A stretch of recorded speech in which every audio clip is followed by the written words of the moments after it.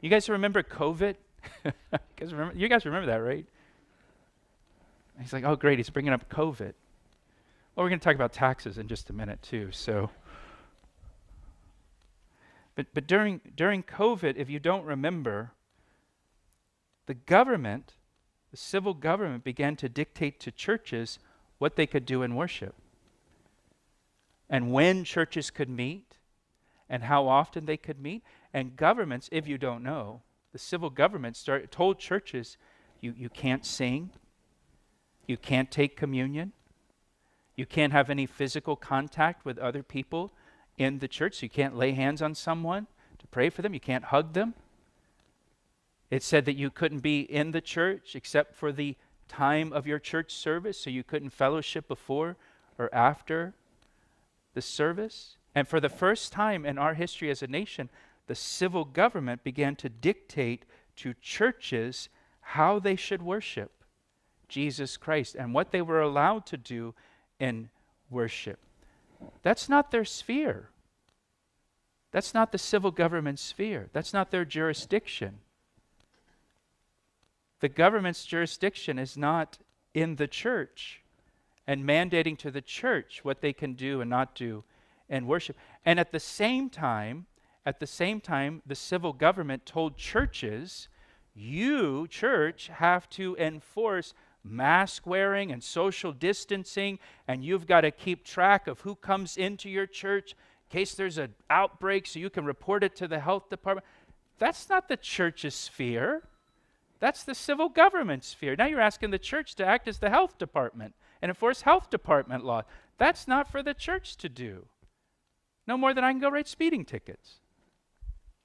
And so you had the civil government exercising authority over the church and telling churches what they could do in their worship of Jesus Christ. And you had the civil government telling the churches to act like the civil government and enforce health codes. And you guys remember what that was like at some church where they're taking temperatures and you had to give IDs and all kinds of stuff. You had to prove that you were vaccinated at some churches, and that's civil government stuff. That's not church stuff.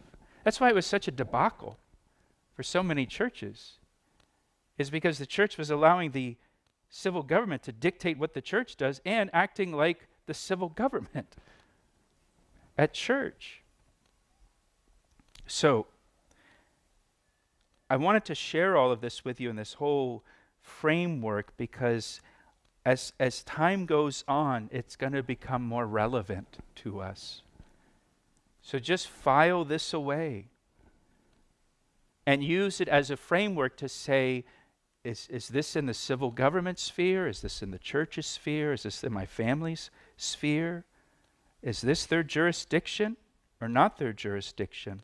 You know, just recently, California passed a law prohibiting schools from informing parents when their child decides to identify as a different gender. And schools in California are required to keep that information from parents if the child decides to identify as a different gender. And so now the government is stepping between parents and their children, right? They're overstepping their jurisdiction. And here in our own country, people are being arrested for preaching the gospel, arrested for praying. In parts of Europe and some European countries, the Bible is now considered hate speech. And people are getting in legal trouble for sharing Bible verses because it's considered a hate crime. And there may come a day in our own country where the government starts to say, well, you can't pray publicly, or you can't teach those passages of the Bible, or you can't gather together on Sundays. You can't have meetings. And so we need to remember these three institutions and their jurisdiction and what it's limited to, and what the lane is for the civil government, what the lane is for the church, and what the lane is for the family. Because what will happen, just like what happened with COVID, is churches started to say, well, the government's telling us we can't meet. The government's telling us we can't sing. And the government's telling us we can't. And now the government was in control of what God ordained for the church to be determining.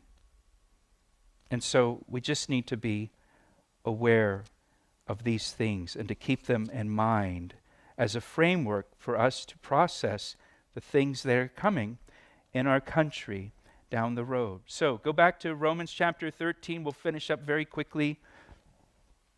That's the end of your civics lesson for today. Something for you to chew on tomorrow while you're shoveling the driveway. Verse 6, let's end on a high note. For because of this, you also pay taxes. Right? This is part of submitting to the government. For they're God's ministers, attending continually to this very thing. Render therefore to all their due. Taxes to whom taxes are due, customs to whom customs are due, fear to whom fear, and honor to whom honor. Remember what Jesus said? Render unto Caesar what belongs to Caesar, and render unto God what belongs to God. Even Jesus identified two separate spheres. Right? There's the kingdom of God and there's the kingdom of this world. And if the king of this world, Caesar, wants tax money from you, give it to him. Render unto Caesar what belongs to Caesar. Render unto God what belongs to God. So as Christians, we willfully, voluntarily submit to the governing authorities, the civil authorities. We obey the laws. We're model citizens, law-abiding citizens, as long as the civil authorities don't ask us to do something that violates God's commandments. And God is the higher authority, and we obey God rather than man.